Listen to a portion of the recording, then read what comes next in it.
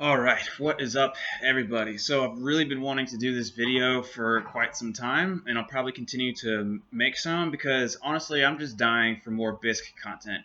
If you guys don't know what Bisq is, it's one of my favorite decentralized exchange, and it's where I've been buying Bitcoin for quite some time. Yes, I still use Cash App to buy Bitcoin, but for non-KYC coins and when I really need some like privacy, I go to Bisq. I put up some offers with all kinds of different payment methods like Revolut, my bank account, money orders. Like there's tons of ways to buy Bitcoin directly from peers using Bisq network.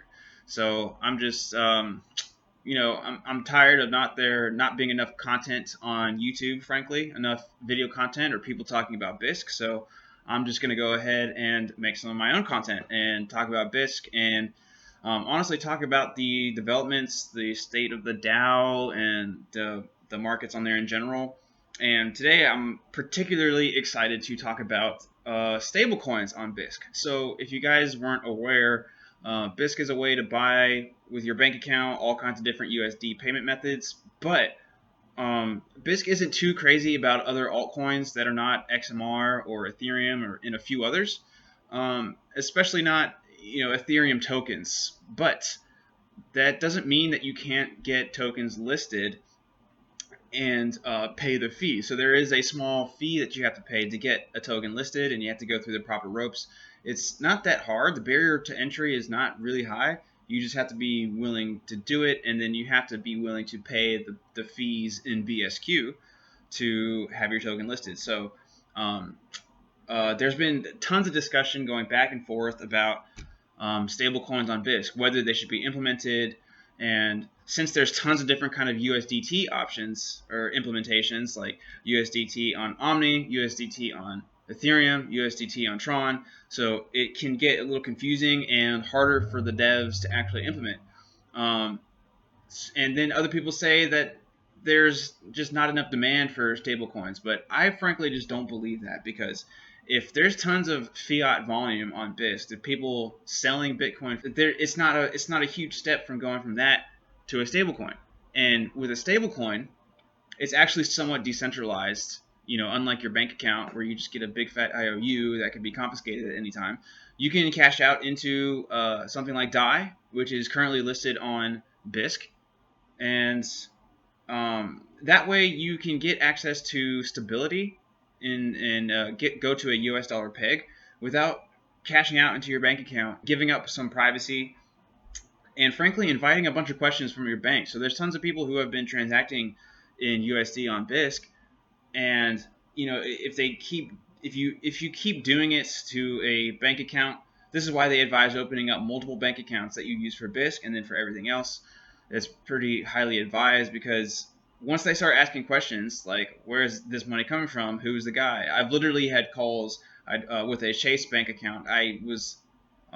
My transaction was frozen, and I had to chat with my trading peers. Like, they're literally asking me to come to the bank, and so they can ask me some questions about who I'm trading with and what the funds are for. Just ridiculous stuff. So I've actually had that happen to me, and what I really want to see on Bisq is just the use of stablecoins, because if you really want to sell your precious Bitcoin for some stability into the US dollar, you can do it on a stablecoin. And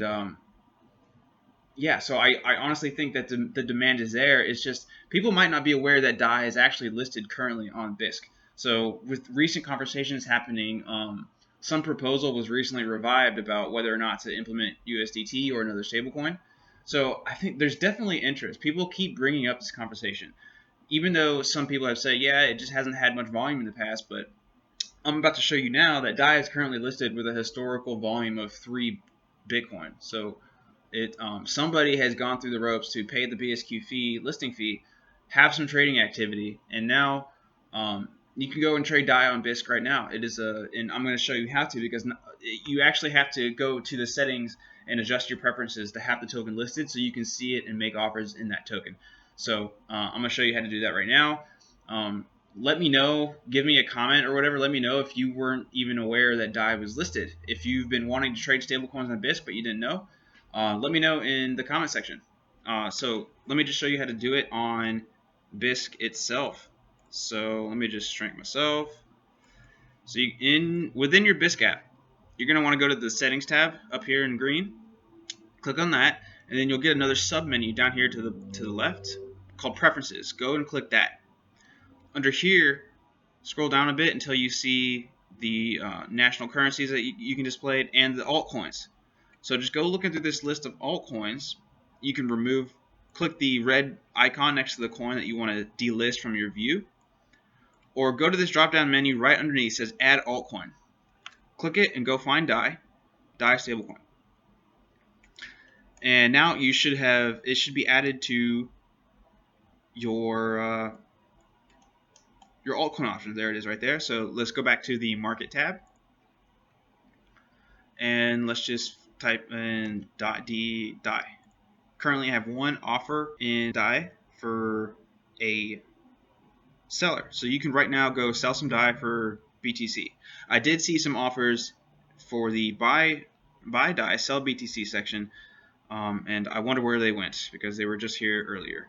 But see, this is what I really need from you guys, all you Bisq users. Like, if you want to see stablecoins implemented, if you want to see volume, then go put up some offers. Go be a maker. The easiest thing to do is be a taker, to go and take somebody's offer. But be a maker. Wait till it looks like the mempool's like right now it's 13 satoshis per byte, which is pretty good for what it has been.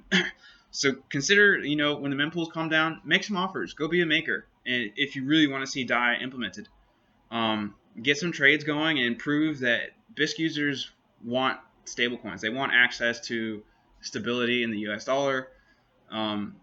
Bisq is full of traders. It runs off of traders paying trading fees in BTC and BSQ. So if you're looking to trade, you have the stablecoin option. And if you don't see it in your Bisq app, then go in under your settings and preferences, go add it to your view so you can actually start seeing it and start creating offers, maker offers in DAI. So I wanted to just tell you guys about that because I'm super excited about seeing volume in a stablecoin.